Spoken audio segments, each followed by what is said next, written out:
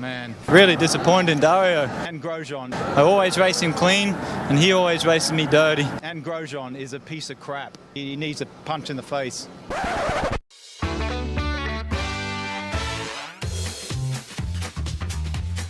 It's Breaking the News with Des Clark.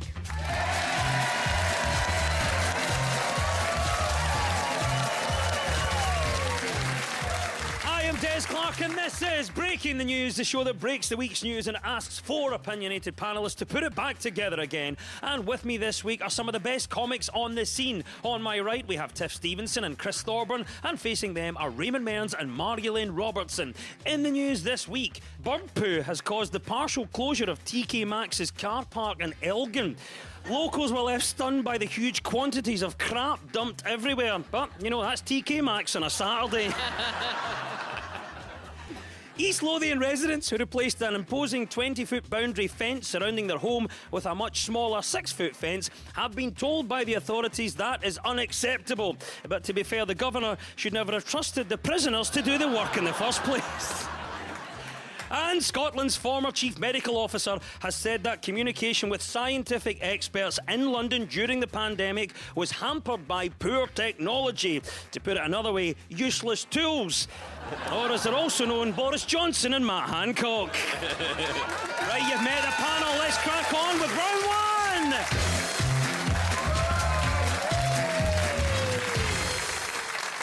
This is the Broken News round, where our teams have to guess two major stories of the week that have been mashed together into one single news headline. So Tiff and Chris, can you tell me what this is all about? The King will be presented with the Orkneys, the country's crown jewels. The service will mark Charles officially taking the throne of Norway. Councillors voted 15-6 for the late Queen Elizabeth during a meeting this morning. Is the first one King Charles visiting Scotland? Yes, it is the news that King Charles has been in Scotland this week and on Wednesday was presented with the Scottish Crown Jewels in a ceremony marking his coronation. Meanwhile, the co-leaders of the Scottish Greens, Patrick Harvie and Lorna Slater, refused to attend the service in the King's honour and instead took part in an anti-monarchy protest outside the Scottish Parliament. The service was followed by a 21-gun salute from Edinburgh Castle, which made locals very confused about whether it was 1 o'clock or not. So, Chris, well done for getting the right answer. Have you been following the King's visit to Scotland?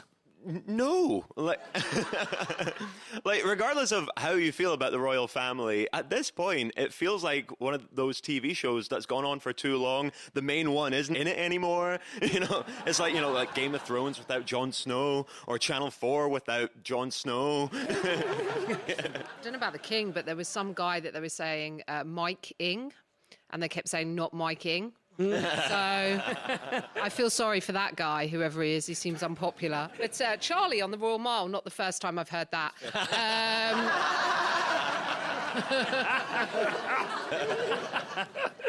Well, there you go. King Charles in Scotland this week. Marjolaine, have you followed the King's visit to Scotland? No, this is the first time I heard about it. It's been on the news and I stuff. know, and I stay in Edinburgh, and I was walking around Edinburgh thinking, why are there this many hurdles? This must be like some quantity of sheep they're shipping through today. But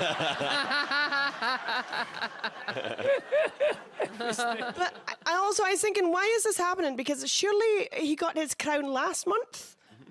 And he's got another one, and it's a Scottish one too, and that crown was won by Mary, Queen of Scots. And I'm like, well, I bet he didn't even ask her. But I suppose she doesn't have a head to wear it on. So. He was given the honours of Scotland, where he was given the crown, which was first used to crown Mary Queen of Scots in 1543. But Mary Queen of Scots was born on the 8th of December 1542. Right. So she was only, what, weeks old? Right. A couple of months old, you go, there you go. Where's the rain went? I mean, you know what I mean? Is that crown moving? Right. So, because she became queen at 8 days old, right? But she was queen at 8 days old, so there was some bizarre decisions made, like free fuzzy felt in every house and all that. Right. What do you think the newly crowned monarch should do while he's here? I think you should go to cash converters with the crown just for a laugh. Like, how much for this? An old iPod Nano. Can you imagine? Where's the crown? Don't know, but I've got a PlayStation 5. Good plan. Well, obviously they've got a programme of events, very formal stuff for the King to do while he's here. But Tiff, imagine you were planning the King's visit. What else should he be doing in Scotland? Well, I have questions. First of all, he's been given honours. Is that not where your mates pile in if you're having a fight in the pub? King's honours. Just when things get a bit ropey, Rab comes in. Okay, see you later on. Marilyn, what do you think? If you were to say that the King should do something while he was in Scotland, what should he be doing? Leave.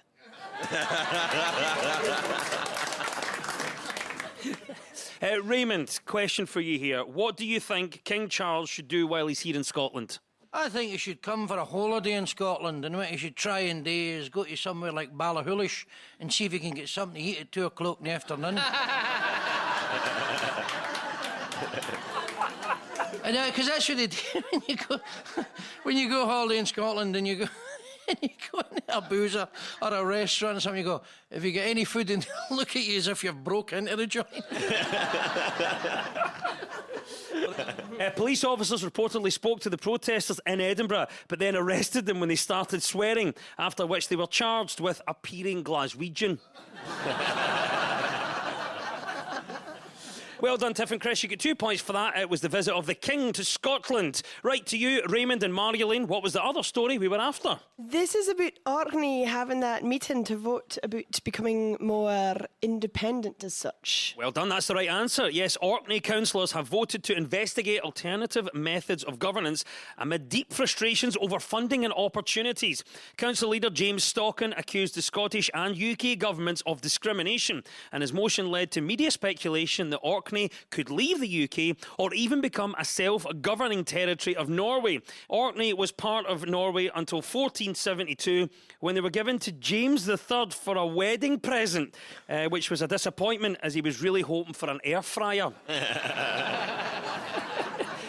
Marilyn, you might be quite well placed to answer this. Are you surprised Orkney wants to be part of Norway? No, because I'm a Shetlander, which is like an Orcadian, but we're from further north and better.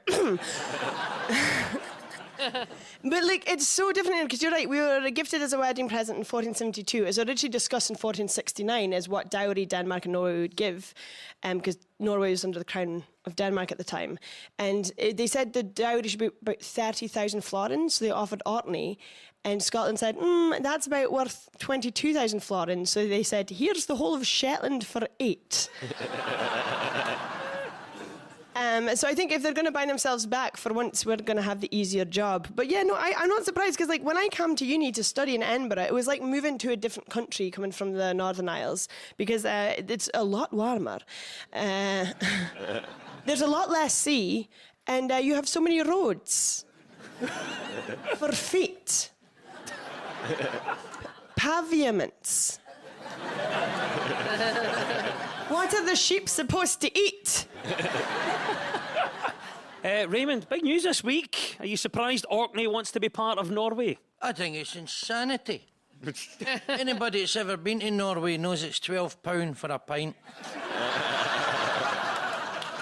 I tell you something, let them go. Let them go. I'll tell you what, they'll be back in a week going, we bought a carry out, we're bankrupt. Let them go.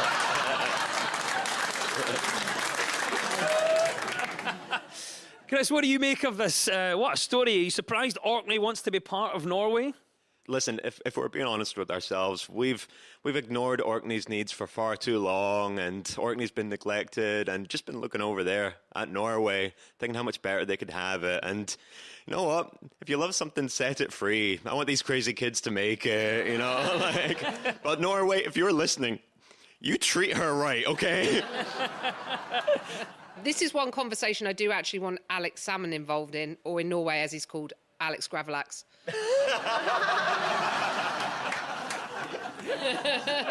That's lovely work, that guy. My favourite, that one. Do you think we're seeing an island revolution, Chris? Island Revolution just sounds like a fancy cocktail bar where all the drinks come with sparklers and have sexually suggestive names. Like, in fact, after the show, will we just go to Island Revolution? Like, I'm seeing they do half price on something called an Orkney orgasm. I'm buying. An Orkney orgasm is when the bulls are half price at the mats. Well, here's a question. Orkney might well become Norwegian in some part, but if you could change your nationality, what would you change it to and why? I'd be Brazilian, because then we've won the World Cup 5 times. Tiff, final thoughts on this to you. If you could change your nationality, what would you change it to and why? Right, well, my husband is Scottish-Italian, so passionate, doesn't like to talk about it. So probably Italian, because I feel they respect their elders. You know, La Familia is important. Also, the food, the fashion. My husband, when he cooks like an Italian, white vest, tea towel slung over his shoulder, tab on the go. Basically, I want to change my nationality to Goodfellas, I think. That's why Well done for getting the right answer, which was Orkney, perhaps at some point becoming part of Norway. Ryanair is all for Orkney joining Norway, mainly so they can rename Kirkwall Airport as Oslo West. Well done, Raymond and Margolin. You get 2 points for that. It was indeed the mashup of the Royal Tour of Scotland and the Orkney Isles exploring their possible future. And at the end of that round, well done. Our teams are all square.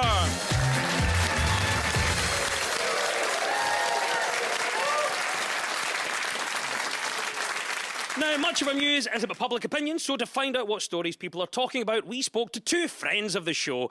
Journalist, broadcaster and host of the afternoon show, Nicola Meehan, and Paralympic champion athlete Neil Fahey. So, Raymond and Margolin, what do you think Neil is on about here? First and foremost, I'm a keep it in the back of the cupboard kind of guy. Maybe don't use it that often.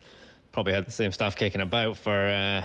I don't know, the best part of a year or two. Maybe I'm in the minority. I thought I was part of the sensible crew, but apparently not. This is a story about ketchup, Des. It is indeed correct, and frankly the most controversial debate we've ever had in the show in 8 years. Last week, food manufacturer Heinz casually tweeted, FYI, ketchup goes in the fridge. In an accompanying Twitter poll, it was revealed that over 62% of respondents said that they kept the condiments in their fridges, while the rest admitted to keeping it in the cupboard. The best place to store things depends on how useful they are. For instance, salt and pepper kept on the table, vinegar in the cupboard, and Prime Ministers in the fridge. You got the right answer, Raymond, but do you agree? Do you think ketchup should be kept in the fridge? 100%. 100%. If you keep your tomato sauce in a cupboard at ambient temperature, you are dicing with death. And I'm going to tell you why.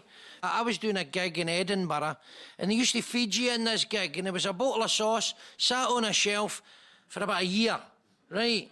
And I went to open it and it exploded, by the way, because sauce has got stuff in it that ferments, and if it's at room temperature, ferments, and it'll explode. There you are. And I tell you, it'll blow your house up. It's like, I'm telling you,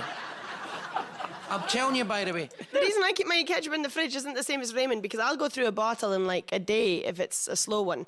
But I like it cold because I tend to eat my food like straight into the oven like a seagull, not using hands and just burning my mouth. So the cold sauce acts like a salve. we haven't got into brown sauce. I mean, does brown sauce belong in the fridge or in the cupboard? Oh, no. What a debate. Yeah. We could just turn this into the sauce show. Yeah. I love cheap brown sauce. You know that gear you get in Edinburgh and mix it with vinegar and put in your chips, man? Yeah. My mouth is watering, by the way. I am slobbering like a poacher's dog.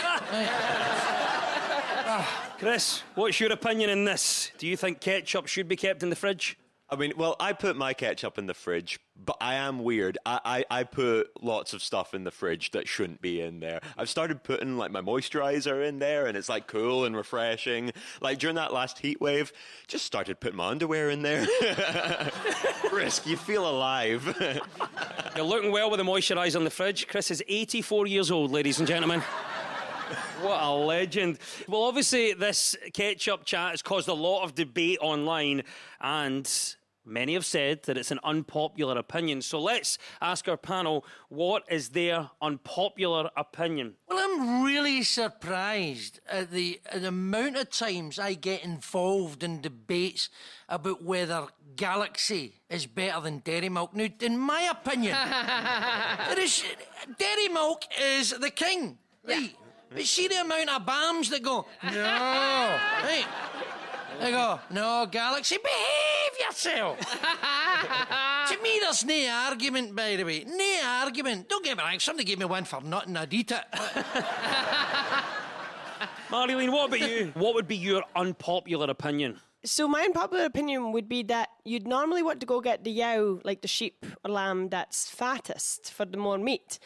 But I would pick one more with a bad gammy leg because it's easier to chase down and kill.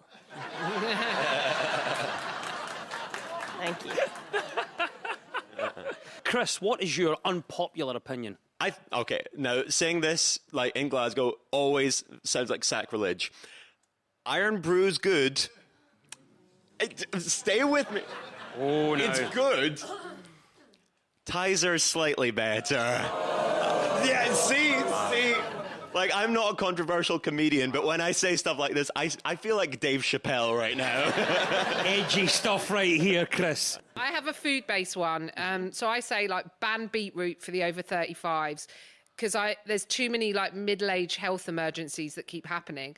So, like, I think as you get older, you have beetroot and you just forget. And then you wake up in the middle of the night and then I'm like, I'm peeing blood. What's happening?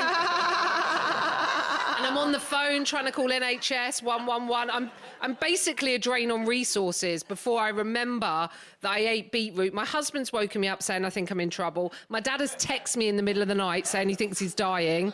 Do I need to go to the doctor? So you either ban it or if you're eating it in the day, you have to put one of those fruit or veg stickers on your face. Remind you so that when you go to the bathroom, you check yourself in the mirror and you go, oh, I ate beetroot, I'm actually fine. The passion in that has inspired us today, Tiff. Brilliant.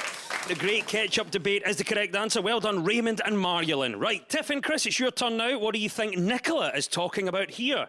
I've got over 100,000 unread emails on my Gmail app. If I boil the kettle to make a cup of tea and I quickly nip onto social media, the water is cold again by the time I get round to it. I can barely function with what we've got. So please, don't offer me more distractions. Mark Zuckerberg is launching his own version of Twitter. Yeah, that's the right answer, Tiff. Well done. Facebook owner Meta has launched a new app. It says will rival Twitter. It's called Threads. The move is the latest in a rivalry between Meta boss Mark Zuckerberg and Twitter owner Elon Musk. Marilyn, what about it then? Threads has been launched. Would you sign up to it as a Twitter replacement? No, because I'm already up to my eyeballs with media already. I'm currently struggling with the phone book. So far, I'm at Anderson, John and Betty Sandwick. Do you think we need more or less social media? I don't know. I really enjoyed Twitter for like as a genuine thing. I enjoyed it for a long, long time, but it's getting quite hard to navigate and do anything on now. You've got to pay for it. And I think that social media should be free if it's like a public service. So I say bring it in as long as you're not going to charge for a blue tick. Or a blue line. I don't know. Which one is verified pregnant? I don't know. Raymond, what do you think about this? Do you think we need more or less social media? Oh, wait, no, I love technology. I mean, I don't want to go back to the old days when you would take 2 buses or drive 20 miles to check up on your ex-wife. Lifting the phone, silent phone call to find out if she's in. No, social media is great. What do you think then? Obviously, we've talked about Mark Zuckerberg. He's got plenty of money. He's a billionaire. He's created a new social media app. But do you think there's a better use of Mark Zuckerberg's money? If I had Mark Zuckerberg's money, I'd take half of it, turn it into coins, and then put it in a vault, and then I'd just dive into it like Scrooge McDuck. And then with the other half of it would pay for my medical bills because you can't dive into coins. If I had Mark Zuckerberg's money, I would buy Norway and turn the tables on them. Yeah. social media billionaires Elon Musk and Mark Zuckerberg have agreed to fight each other in a cage match following a post by Elon Musk. Twitter fans hope Elon will finally stop tweeting once he's in the cage when somebody puts a wee blanket over him. Well done. The launch of a new social media platform, Threads, is the right answer, and 2 points go to Tiff and Chris.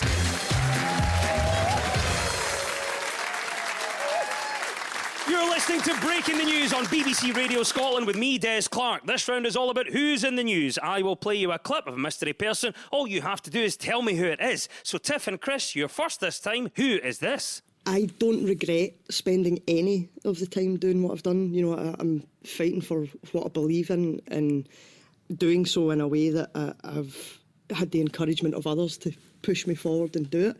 Is it Mhairi Black? Is the right answer. Well done. It is the news that SNP MP Mhairi Black is stepping down at the next general election. Miss Black, the party's deputy leader at Westminster, became the Parliament's youngest MP since 1832 when she was elected aged 20 in 2015. In a statement, she described Westminster as a truly unhealthy environment, and she's from Paisley.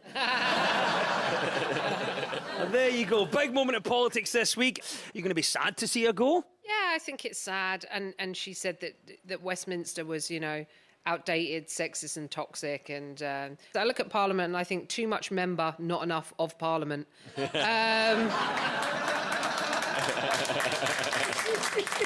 Good on her for knowing when it's time to step down, because I think when you've put everything you can into something and it comes to a place where it's just draining you, like, it's good to know when you come to the end of something. And for that reason, I would like to encourage the same to all of the House of Lords.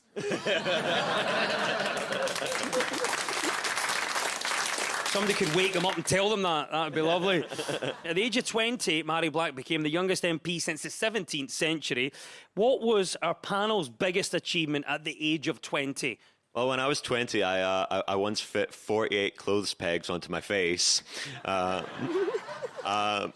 The saddest part was I was trying to impress a lady. I don't know why I thought that would work.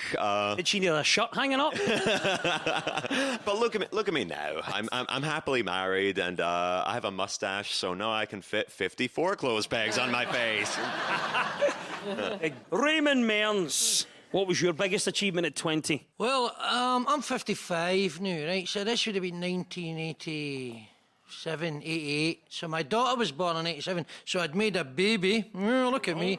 I had my own rock and roll band. I was a lead guitarist and a singer. I got into university, and I got a summer job at the Butterfly and Insect World at the Dolphin Arts Centre in Bridgeton. And I used to go out and do talks in libraries and community centres about tarantulas, spiders and stick insects. But apart from that, there wasn't much going on.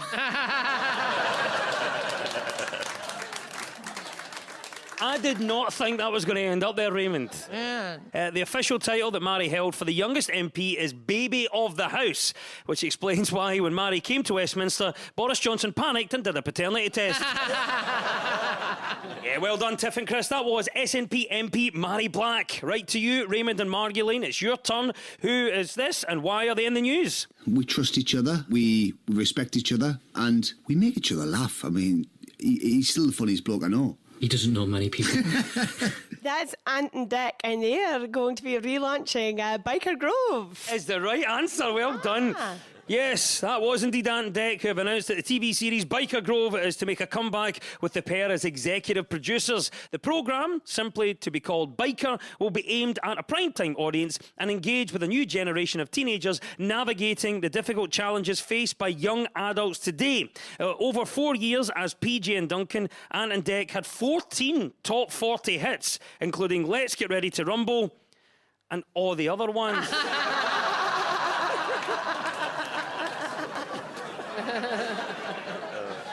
Margolene, well done for getting Ant and Dec there. You mentioned Biker Grove. Are you excited to see it coming back? Mum used to not let me watch Biker Grove. A mixture of some of the more adult storylines about like contraception, or the fact I ran around the house going, down to a Grove for Pepsi Max. So I used to stand and watch it with my finger on the button of the telly, because it's before we had such things as remotes. And when Mum would come in, I'd turn off the telly and fool her by thinking I was just watching the blank screen. Are we excited about the return of Biker Grove? Tiff? I'm totally excited. Well, there'll be Nicola and Spuggy and Fraser and PJ and Duncan and Jeff. And will we learn again about the dangers of paintballing? Is this my audition to appear in the new Biker Grove? Yes. You've got the part, Tiff. That was great. We're talking about Biker Grove being primetime, being gritty. Do you think there's maybe a comedy or a kid show that could get the same treatment? Totally, man. I think you should bring back Hong Kong Phooey, like the Equalizer. Hong Kong Phooey, man. Just leathering people, you know what I mean? Just maybe being like a vigilante in the subway and all that. That would be phenomenal. Chris, what about yourself? We're talking about the primetime and gritty version of Biker Grove. Any other shows, maybe comedies or kid shows, could make the same transition? Bradley Cooper in Where's Wally? So recently divorced and facing a midlife crisis, Wally travels the world in order to find himself. It takes ages. Everybody always asks, where's Wally? Nobody ever asks, how's Wally? Oh, that's lovely. I'm sure we're well aware Ant and Dec have won the National Television Awards Best TV Presenter category every year since 2001, although I've got a wee feeling this year it's going to be Philip Schofield's year. Ant and Dec is the right answer. 2 points go to Raymond and Marielyn.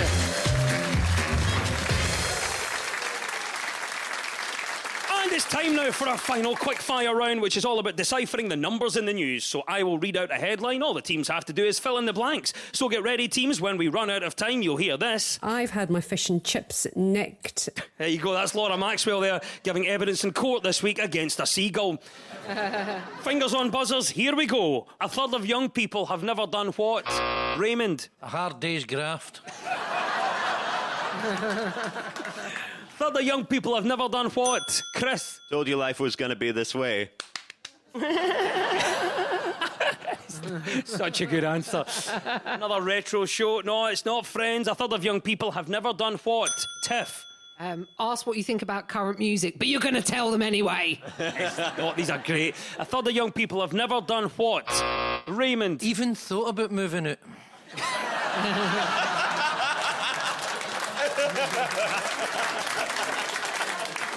And the answer is a third of young people have never sent a postcard. I've had my fish and chips nicked. Oh, there you are. That is the klaxon. Laura has Maxwell, meaning it's all over. And at the end of the quiz, our winners this week are Raymond Mearns and Marielyn Robertson.